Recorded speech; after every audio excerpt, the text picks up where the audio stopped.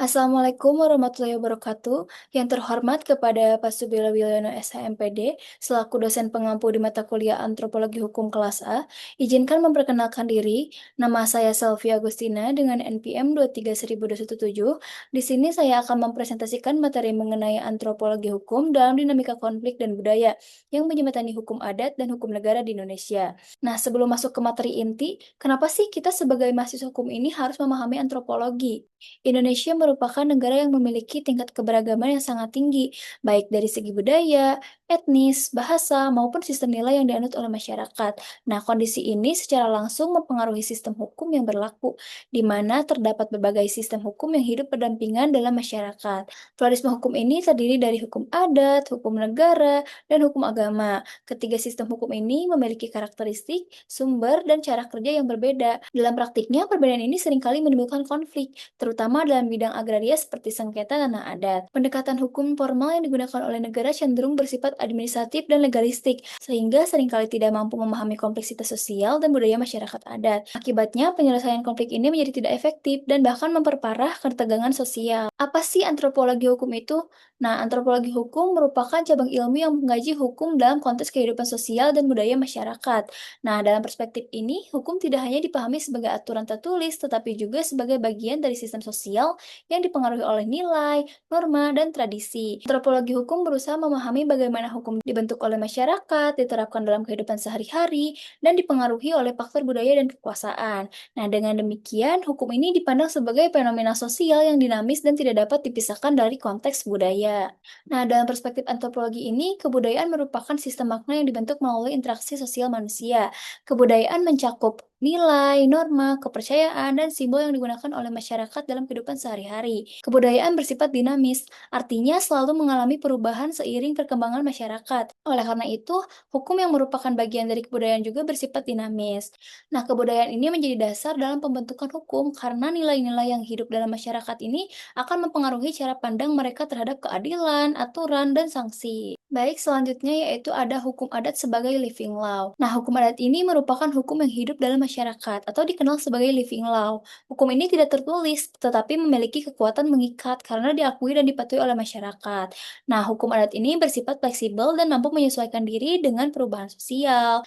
Nah, selain itu, hukum adat juga mengutamakan penyelesaian konflik melalui musyawarah dan mencapai keseimbangan sosial. Nah, selain itu, hukum adat juga mengutamakan penyelesaian konflik melalui musyawarah dan mencapai keseimbangan sosial. Dalam banyak kasus, hukum adat ini lebih efektif dibandingkan hukum negara karena lebih sesuai dengan nilai-nilai lokal masyarakat.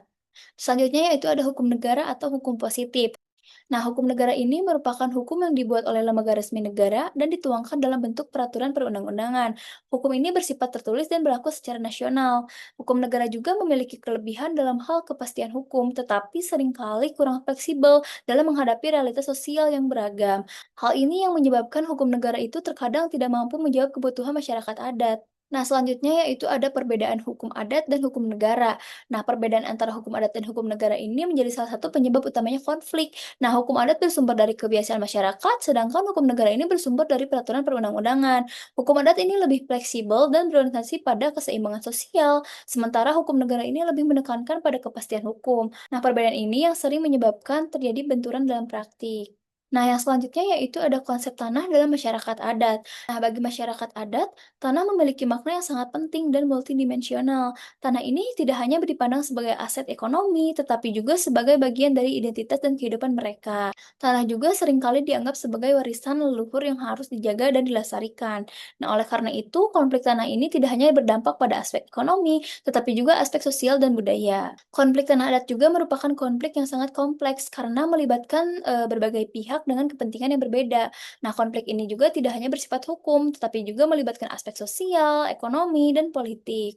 Selanjutnya yaitu ada penyebab konflik. Nah, konflik ini terjadi karena adanya perbedaan antara hukum adat dan hukum negara. Selain itu, faktor ekonomi dan kekuasaan juga berperan besar dalam memperparah konflik. Antropologi hukum ini berperan penting dalam memahami konflik secara menyeluruh dan memberikan solusi yang lebih adil. Nah, pluralisme hukum menunjukkan bahwa hukum ini tidak bersifat tunggal dan perlu harmonisasi. Selanjutnya yaitu ada solusi. Solusi dalam menyelesaikan konflik antara hukum adat dan hukum negara ini harus dilakukan secara komprehensif dan multidimensional, tidak hanya mengandalkan pendekatan hukum formal semata. Pertama yaitu ada harmonisasi hukum adat dan hukum negara, yang merupakan langkah utama. Nah, harmonisasi ini berarti menyelaraskan kedua sistem hukum agar tidak saling bertentangan, melainkan saling melengkapi. Negara juga perlu mengakomodasi nilai hukum adat ke dalam sistem hukum nasional. Nah, tanpa menghilangkan karakteristik asli dari hukum adat itu sendiri. Nah, yang kedua ada pengakuan dan pelindungan hak masyarakat adat. Nah, dalam banyak kasus, masyarakat adat ini seringkali berada pada posisi yang lemah karena tidak adanya pengakuan formal terhadap hak wilayah mereka. Oleh karena itu, negara ini harus memberikan pengakuan yang jelas dan perlindungan hukum yang sangat kuat agar tidak terus-menerus mengalami marginalisasi. Nah, yang ketiga, yaitu diperlukan pendekatan berbasis budaya dalam penyelesaian konflik. Artinya, setiap kebijakan atau penyelesaian sengketa ini harus mempertimbangkan nilai-nilai budaya lokal yang hidup dalam masyarakat. Nah, pendekatan ini akan lebih efektif karena sesuai dengan cara pandang masyarakat setempat. Nah, yang keempat ini ada penyelesaian konflik secara partisipatif. Masyarakat adat harus dilibatkan secara aktif dalam setiap proses pengambilan keputusan, mulai dari perencanaan hingga penyelesaian konflik. Hal ini akan meningkatkan legitimasi dan keterimaan solusi yang dihasilkan. Nah, yang terakhir, ada penguatan kelembagaan adat juga harus menjadi langkah strategis.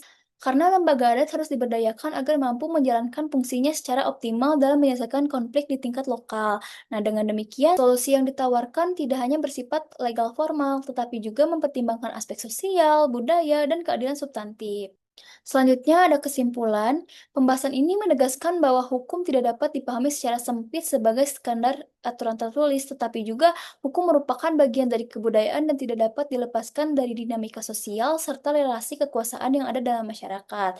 Nah, konflik antara hukum adat dan hukum negara ini menunjukkan bahwa hukum ini bersifat multidimensi. Konflik tersebut tidak hanya berkaitan dengan aspek yuridis, tetapi juga melibatkan aspek sosial, budaya, ekonomi, dan politik. Oleh karena itu, penyelesaian konflik ini tidak dapat dilakukan dengan pendekatan tunggal, melainkan memerlukan pendekatan yang komprehensif.